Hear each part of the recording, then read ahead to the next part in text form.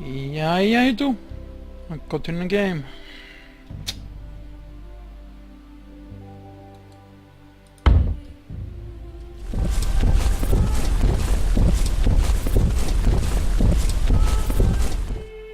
You survived the deadly silence at the wall. You came home and took back what belonged to you. However, that was only the beginning. Now you have to enter a real viper's nest. The marble halls of Iberakum, where you'll face the representatives of the noble families. In order to fulfill your destiny, you must have yourself acknowledged as a senator.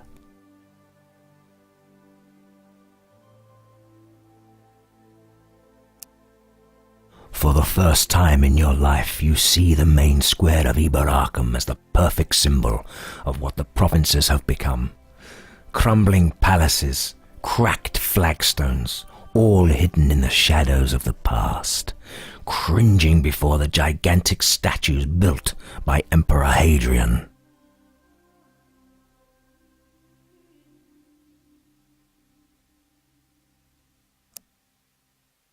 On the broad steps of the Senate building, you come across an unusually large gathering where small groups gather to scheme and gossip. The news of your return must have reached here sooner than you'd thought. You feel their questioning stares while you are climbing the steps.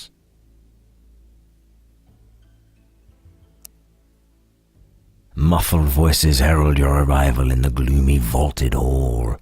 You notice that some of the senators quickly withdraw into the shadows. You walk briskly past the row of marble columns and enter the chamber of the Senate.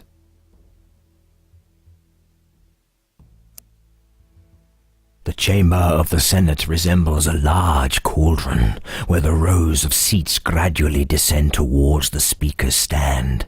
When you arrive, the only person there is the censor, the administrator responsible for keeping the catalogue of the meetings, but the crowd follows you.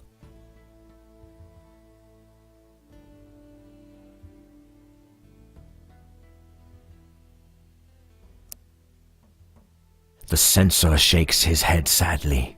My sincere apologies, but you are not a member of the Senate.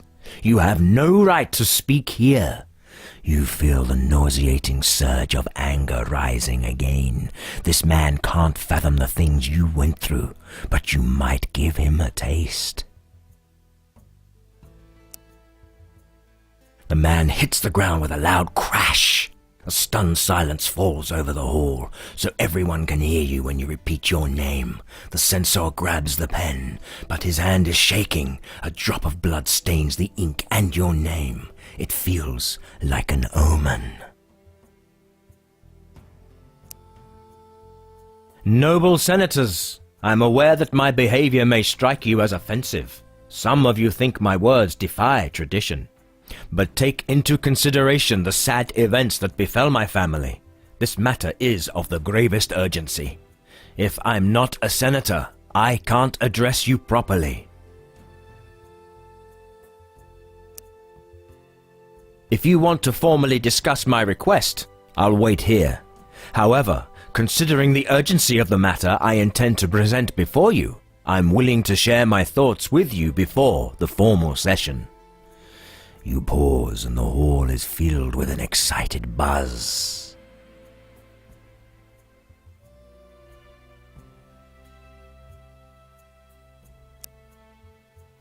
Cornelius, the head of the merchant family Severus, nods to the augur in his traditional robe with the blood-red stripes. The augur invokes the blessings of the gods on the assembly and opens the session.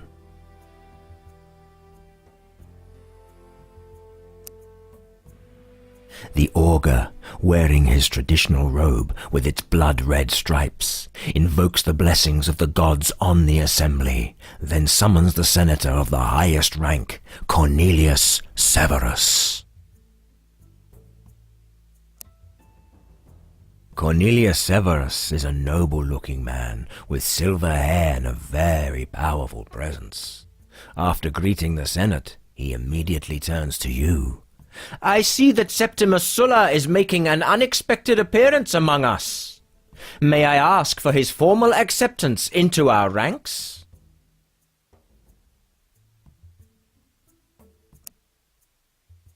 The senators argue among themselves for a while, carefully weighing every word. It takes a while until the noise in the hall subsides. Then an elderly member of the Ordo Equester raises to speak.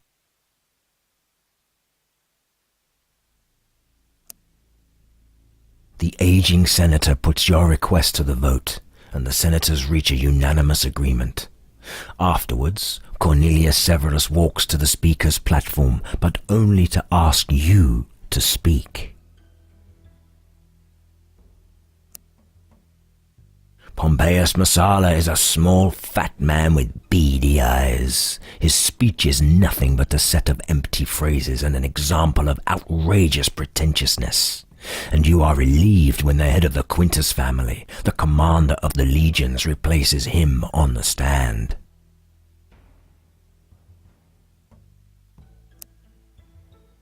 The Quintus family is responsible for the legions of Iberakum, so Horatius Quintus begins his speech with a warning about the growing number of Picts sneaking through the weak defenses of the wall.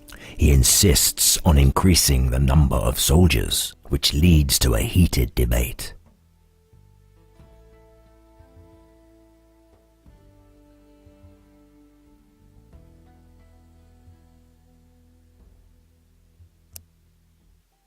Despotic domination born of a strong army is not a solution, you shout. Yes, Iberakum is indeed under attack from all sides, and chaos reigns in our provinces. But the real danger is growing here, in the heart of the land, from the dark seed of evil magic.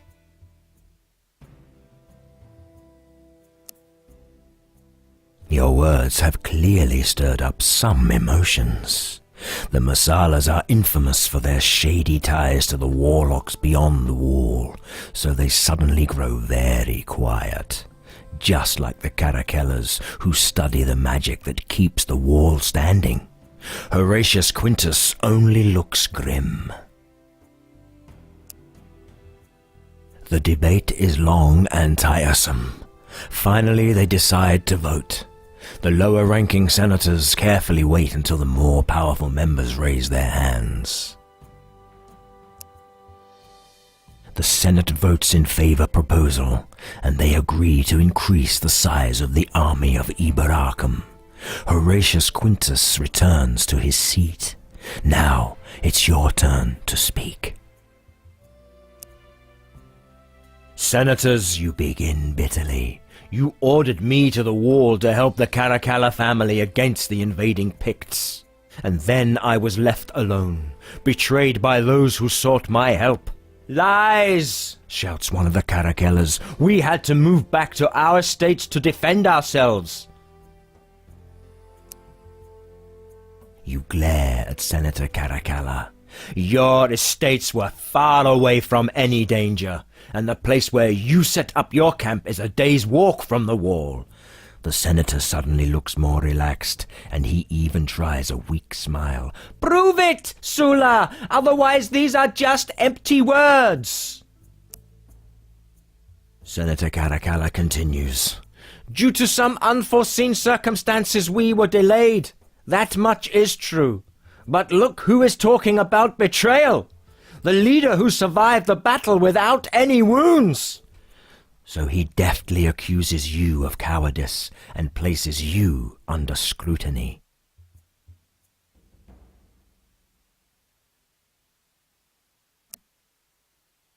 Most of my warriors died in that battle.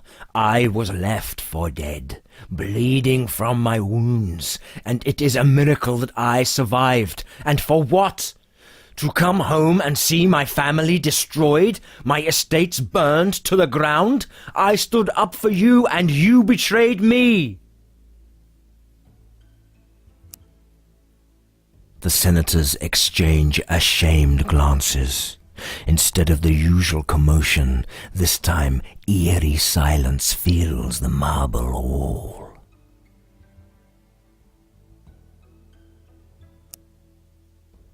I'm talking about the series of seemingly accidental events that somehow still led to the destruction of my family. Don't they sound suspicious? Should I also mention the absence of the Caracalla family from the battle, or the unknown soldiers who looted my lands? The senators can't contain their anger anymore. The noise quickly becomes deafening. These are only assumptions. We demand proof. However, you sense uncertainty in the air that is far from the angry disbelief that they display. I admit I can't prove anything, but I never dared to hope that my words alone could convince this noble congregation. So this wasn't the reason that brought me here. No, senators, we have some more pressing matters to attend to. You all know the consultum the Senate passed 100 years ago. That decree set the terms that still apply to the families lending military or financial help for the protection of the wall. Namely, that all losses sustained must be covered by the other families. The Sulla family defended the wall, and thus the whole realm against the tide of the Picts. And what was the price we paid? We lost everything. Our soldiers, slaves, and estates are gone, not to mention the personal losses. I demand compensation.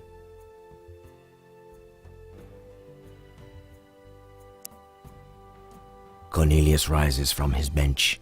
We need time to study the decree that Septimus Sulla quoted with such fervor. It would be unwise to make the provinces of Iberakum pay for someone's mistakes in leadership, or the inexperience of his family in the treatment of their slaves. The head of the Caracalla family avoids your glance. After the military misfortunes of Septimus Sulla, it seems quite irresponsible to trust him with an army. If the Senate is willing to grant money for such purposes, I insist that we assemble a joint army to defend the wall. In other words, you suggest keeping the Sulla family defenseless, while you expect the list to grant you more power by shifting your obligations to a joint army. It sounds like the next step of a cunning plan. Considering the request made by the head of the Caracalla family, I pledge that I will use the compensation that is due to me to build an army and defend Hadrian's Wall from the Western Sea to the foothills in the east, if you give it me as my province. The uproar is so loud that it's almost ear-piercing.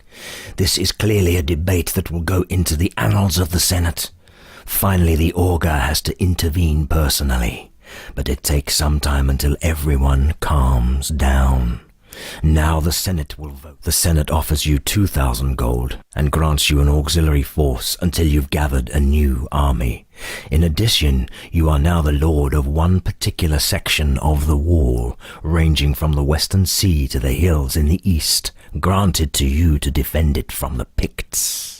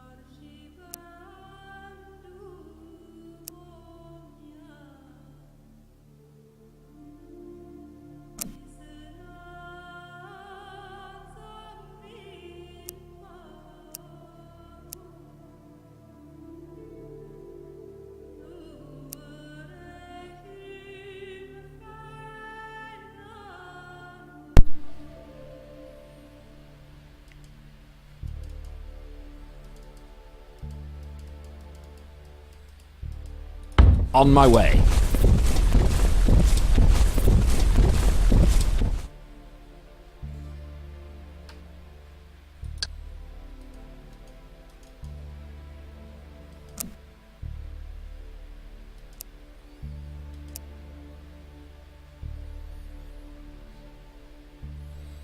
Okej. Betyder gott med en 2 hästar. Och med en annan häst, okej.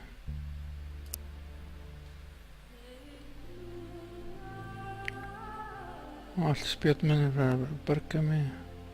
Paga med. Det ser.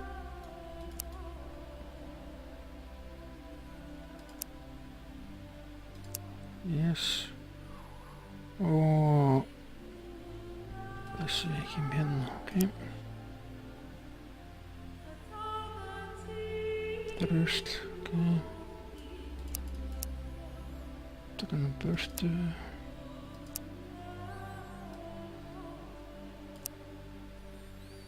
Allt svona fint svona, ok.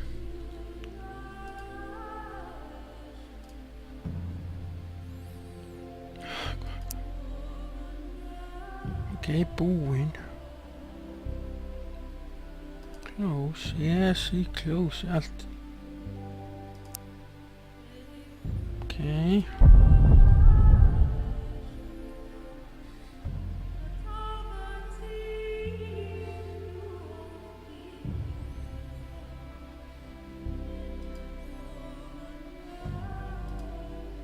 Hera Septimus Sula, finest commander of the provinces. The mighty Senate of Iberakum orders you to move to the north. The marauding Picts have crossed the wall again, and they are wreaking havoc in the countryside. We need you there to assist the Caracalla family by driving the Picts out of the province. Okay.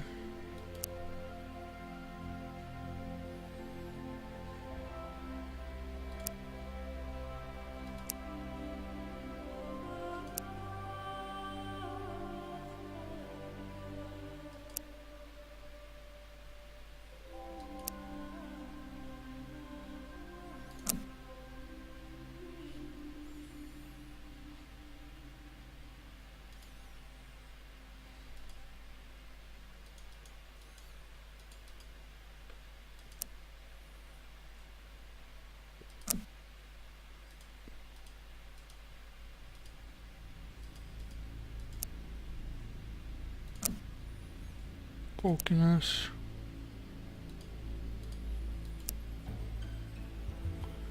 Okay, han kommer där, okej. Okej. Bara för den, men okej.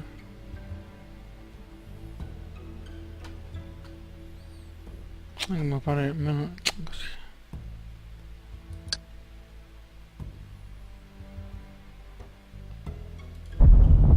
I bring a message from Cornelius Severus, my lord. The venerable senator received word that the Caracalla family means to negotiate with the Picts marauding on this side of the wall. Their intention is to incite the Picts against the Sula family. okay. My master advises you to act first and turn the Picts against the Caracallas before they carry out their plan. Okay.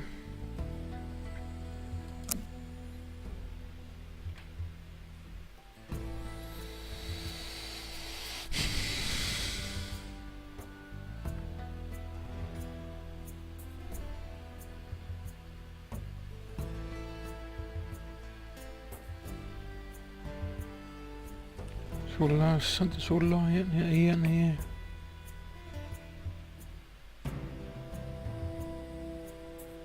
Pix, então ha.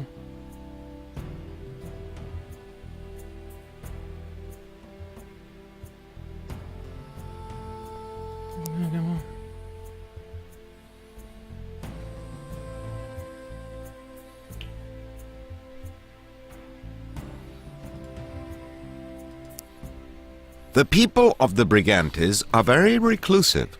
But your spies have managed to gather valuable knowledge that can help you earn their trust. One of their sacred relics, the idol of the goddess, is now in the possession of the Sentinels, who regard it as an unholy item. If you somehow returned this relic to the Brigantes, they would most certainly be grateful.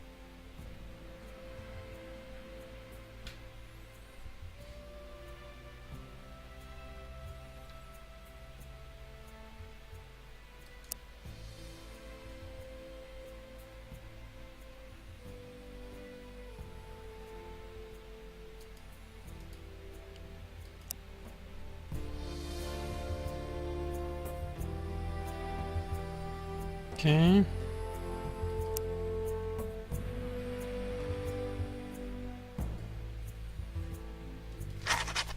Relations between the Order of the Sentinels and the province of Iberakum have always been fairly good, marred only by rumors about the Caracalas and the questionable dealings of the Massalas. A military conflict with them is quite unlikely. Still, it is perhaps wise to establish separate relations and prepare for that unlikely event.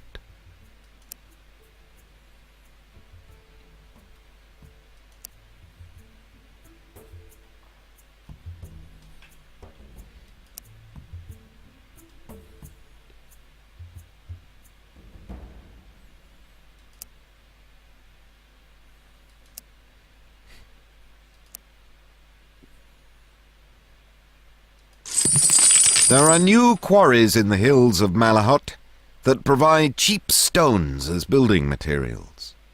You begin trade talks to negotiate a long-term agreement for building supplies.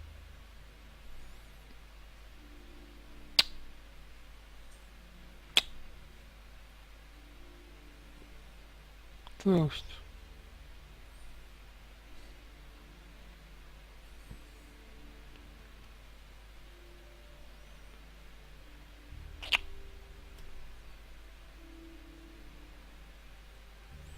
I mean,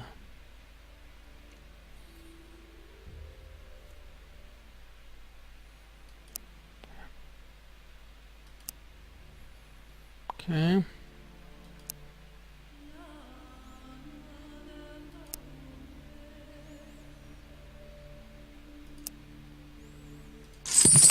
The stables of the Quintus family are widely known for their superior qualities. They breed excellent mounts, war horses and simple draft horses alike. When Horatius Quintus breaks with his own traditions and finally decides to sell horses to the nobles of Iberakum, you immediately set out to negotiate the terms.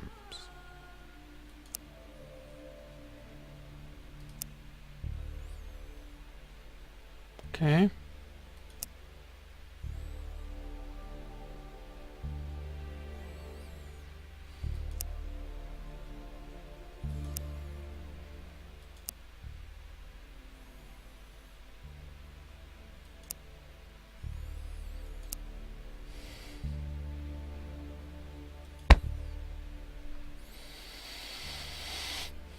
On my way.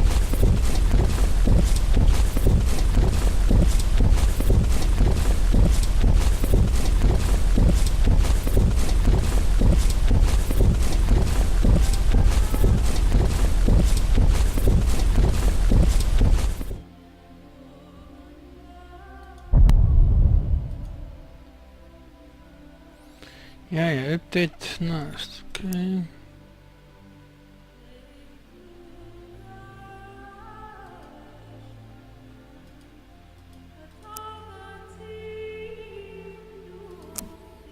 Okay, I'll pick that, okay.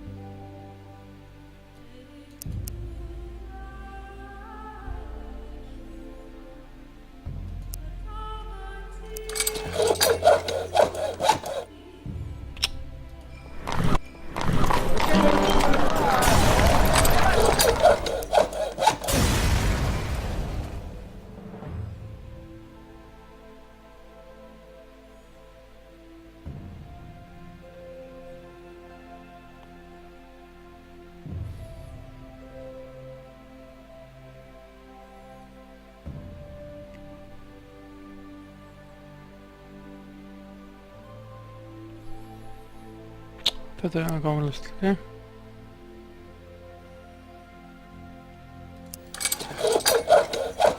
Oh. Fertiliga.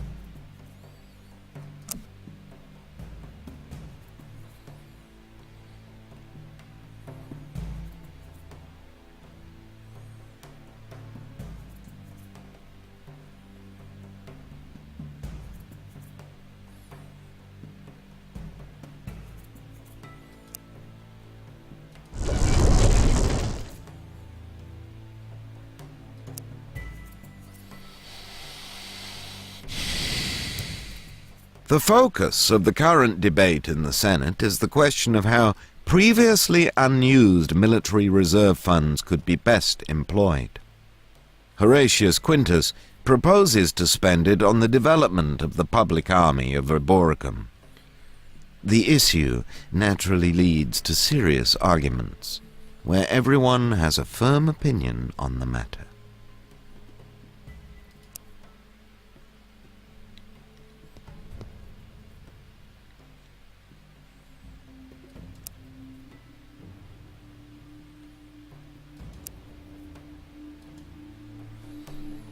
Okay.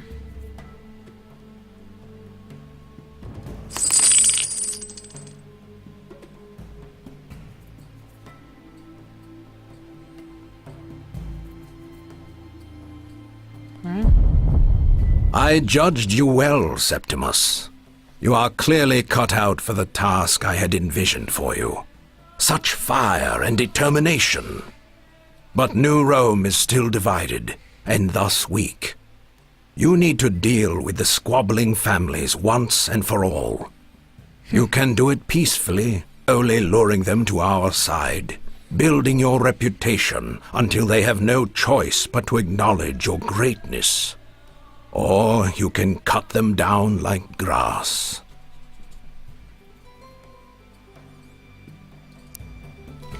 Yeah. A grave epidemic is devastating the inhabitants of the Quintus lands. Many of their soldiers have also fallen ill. The origins of this plague are unclear, but one thing is certain.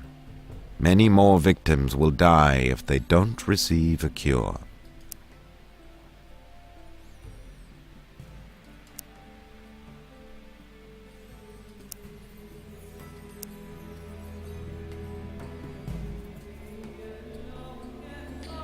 Yeah. Ready to serve.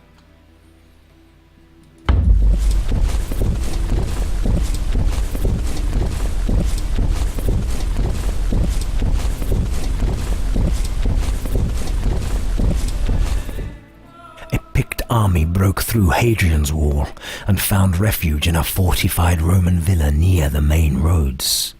They are looting and plundering the Caracalla lands, constantly harassing the wealthy villages. Your scouts report that they are too weak to move deeper into the Roman lands, but they will surely continue wreaking havoc where they are.